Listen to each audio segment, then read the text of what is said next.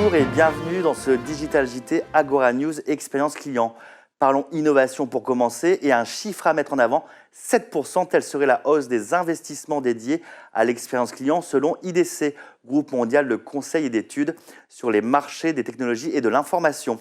Les dépenses en Europe devraient franchir le cap des 100 milliards de dollars en 2019 et atteindre 128 milliards de dollars d'ici 2022. La croissance annuelle serait donc de l'ordre de 7%.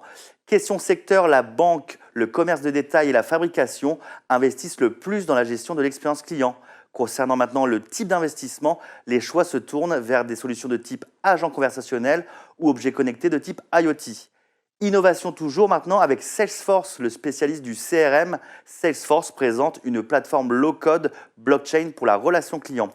Le géant du CRM dévoile donc sa nouvelle plateforme de développement, Salesforce Blockchain, permet ainsi de partager des jeux de données vérifiés et distribués sur un réseau de partenaires et de tiers de confiance.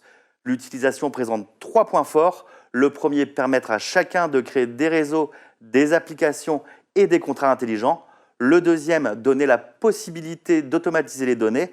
Et enfin, Salesforce Blockchain permettra d'interagir avec des partenaires et des tiers de confiance via des API et d'intégrer n'importe quelle blockchain existence avec Salesforce. Innovation enfin avec Microsoft et Intermarché.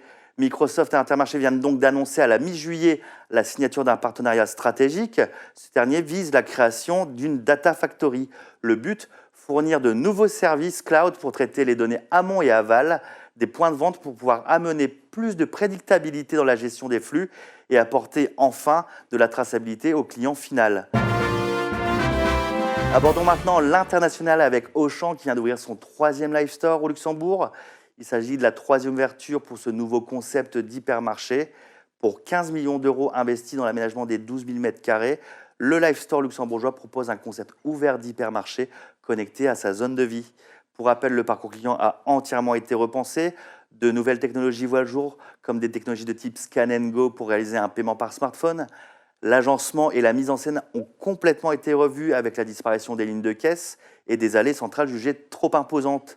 Des nouveaux lieux de vie et des nouveaux métiers font aussi leur apparition, à l'image des welcomers chargés de l'accueil, des coachs sportifs ou encore de biérologues pour les métiers de bouche. L'hypermarché de demain est ainsi tourné vers le divertissement, le bien-être et la restauration. International toujours, avec une étude sur les paiements alternatifs réalisée par TNS Incorporated.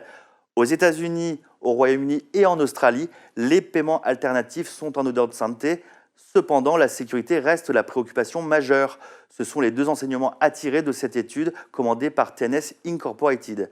Les consommateurs seraient donc de plus en plus ouverts aux nouvelles options de paiement, telles que les smartphones ou les objets connectés. Ce faisant, 64% des personnes interrogées expliquent que le paiement avec des objets connectés facilite leur achat.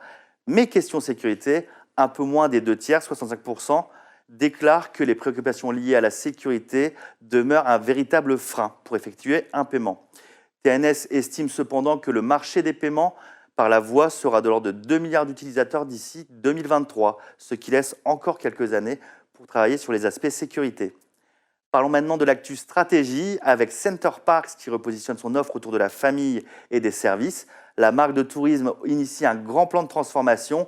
L'objectif, enrichir l'expérience client grâce aux nouvelles technologies, grâce à de nouvelles offres d'hébergement et à de nouvelles activités. Ce plan de transformation se décline en 3 points forts. Le premier, la rénovation du parc existant avec 620 millions d'euros investis sur les 4 prochaines années en Europe. Deuxième plan, la montée en gamme et la diversification des activités qui comprend la diversification de l'offre. Et enfin, la création d'un nouveau domaine dans le Lot-et-Garonne avec une ouverture prévue au second semestre 2021.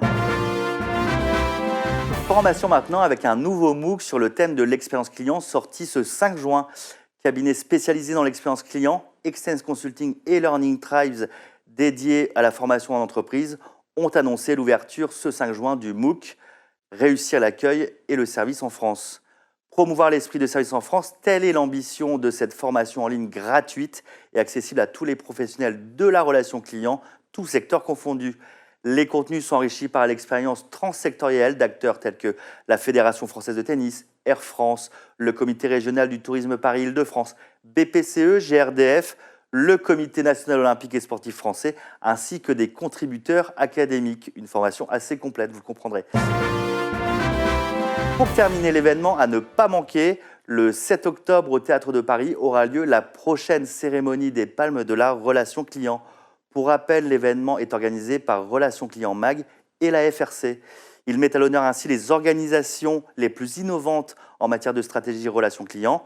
L'événement récompense aussi les professionnels qui s'engagent avec succès dans la transformation des organisations autour des expériences clients et collaborateurs. Vous pouvez d'ailleurs voter jusqu'au 31 août pour décider qui sera le directeur client de l'année 2018.